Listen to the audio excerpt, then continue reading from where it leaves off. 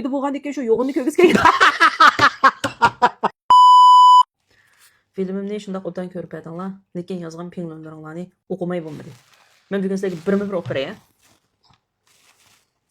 Qara. Men sizga dalim to'kyapman, boshqa to'kidek adamim yo'q ekan qarang.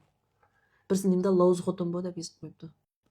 Lawz xotin deb. Ha, seni Lawz xotin debmi? Sizdan degan gapingiz kulsa, meni nimda Lawz xotin bu deb. Ha? Yana-chu. Qilin gap qilmanglar. debdi. Yana birisi qo'pib, naq gapni qildi debdi. Yana birisi Seriq Shanko xotin debdi. Seriq Shanko xotin? Seriq Shanko xotin nimasi u? O mening burun qilib Seriq Shanko kiyib chiqqan oltimni demoqchi ekan. Ha. Seriq Shanko'si jitlib ketdi. Qamlashmagan tova. Nim degan moz gap u debdi. Qaysi gapsiki moz? Har turli gaplar bor yerda. Birisini demamdi u. Shu emasmi? Qaysini? Haqiqatan Lawz xotin ekan bu. Umaq Seriq Shankoma o'xshash ekansizlar ikkinglar odamni biyoram qilib. Normal odam emas-ku. Ya umaq Shankosi degan uni kim qildi? Buni birisiga qildi, umaq Shankosi.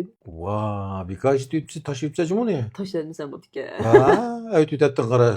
Sizbek umoqchimi to'g'ri qildi, shu emasmi? Sizlarmi odam bo'lib qapsizlar deb yozibdi. Voy.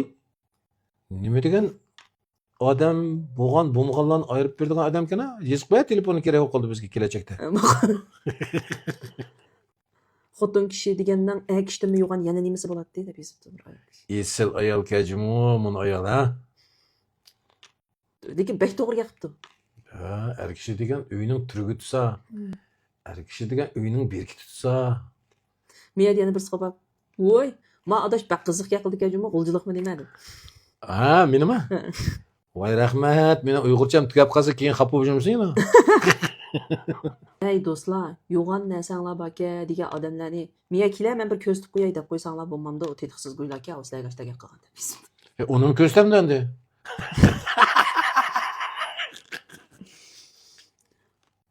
Ma mening erim deb chiroyini chiqarmagan ayollar zodi chatoq deb yozib qo'yibdi. Qaydan bildik-a u? Ama gapdan oxiri ve shikana. Oxirini tushunganlar esil tushunibdi juma. O Viva Night'ninki oxiri shunday bo'ldi juma.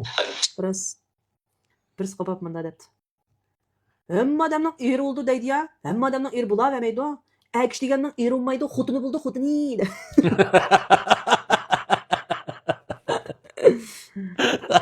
Yana bir so'z aytdi. Kichik uyda bo'lgandan keyin shu yo'g'inni ko'rgizgan.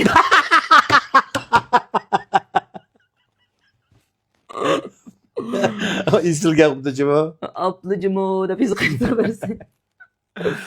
Oycan. Yana o qara, men qiziq gapni ha. O'sha gaplarni chiqaramsizlar do'yinga debdi birisi.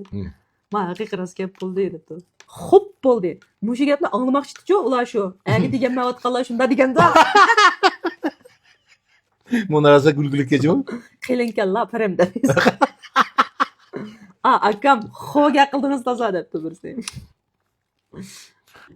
Yo'g'orak kanda bulapta.